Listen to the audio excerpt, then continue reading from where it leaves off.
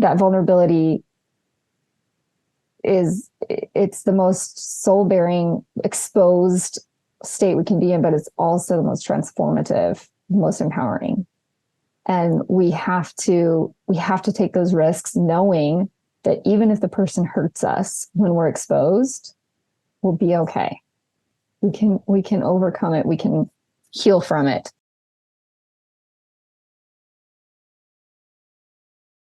This relationship coach, upon my invitation, would come. And I was so glad, because he was able to call me on the carpet about some of my cognitive distortions and the way I was emasculating my husband and the way I was taking too much of a masculine energy in the relationship and filling that masculine role so that he couldn't. Mm-hmm. And the way I was undermining my own happiness in my own marriage. And it was not easy. Woo! It was scathing.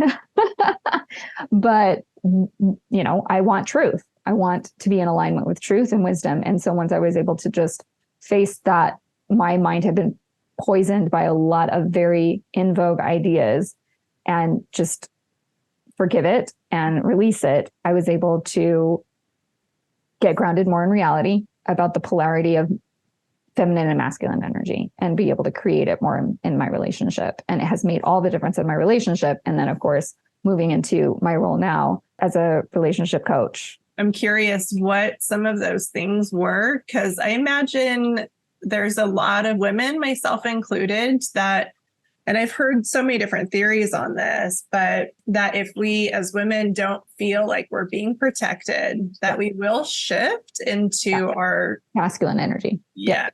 Yeah, it's survival mode. Yeah. Right. Yeah. But then once we're in it, it's hard to get out of it, because it has served us for so long and protected us for so long that we don't allow a man who even wants to be in the masculine role to do it. We can't let go of that control, and take a bunch of small risks to let him do that and show us that he can be dependable, that he can be relied upon. He can't show us if we don't give him an opportunity. So that was my question to you, was what did that look like in a practical way? So you said little micro opportunities. Okay. Yeah.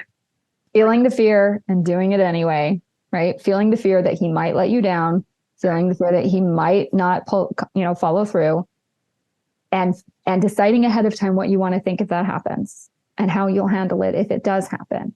Okay. Because we buffer because of the unknown of I don't know what I will do if that happens.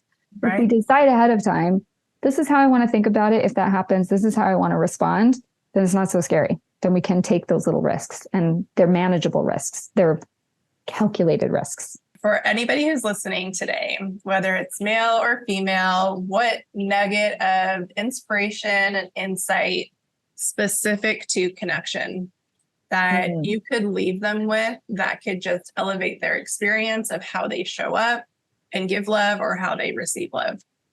Courage. You have to have the courage to let somebody in.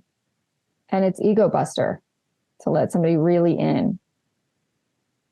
It's the most courageous thing that you can do. And that vulnerability it's the most soul-bearing, exposed state we can be in, but it's also the most transformative, most empowering.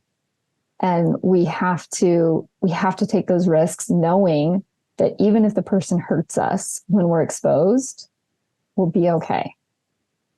Oh, we'll be okay. Wow. We can overcome it. We can heal from it.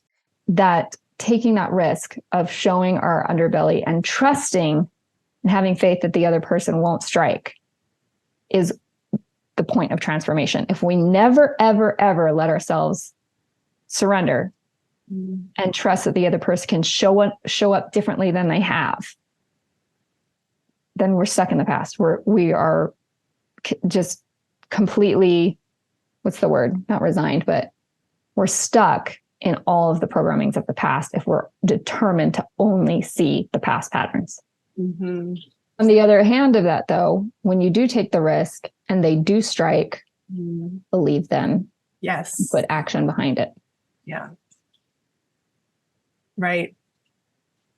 Believe what the other person is communicating to us instead of what we want to translate it into. Right. Words are not the truth. actions are, and even more, and here's the paradox, even more truthful than actions is patterns, right? But, right, the patterns of the past have to change in order for us to have a future that's different than the past. Mm-hmm. So there's that teetering, that suspension of belief, the suspension of disbelief, both of them, where we're giving the person a chance to diverge from their past patterns. But we're also believing them if they choose not to. Yes.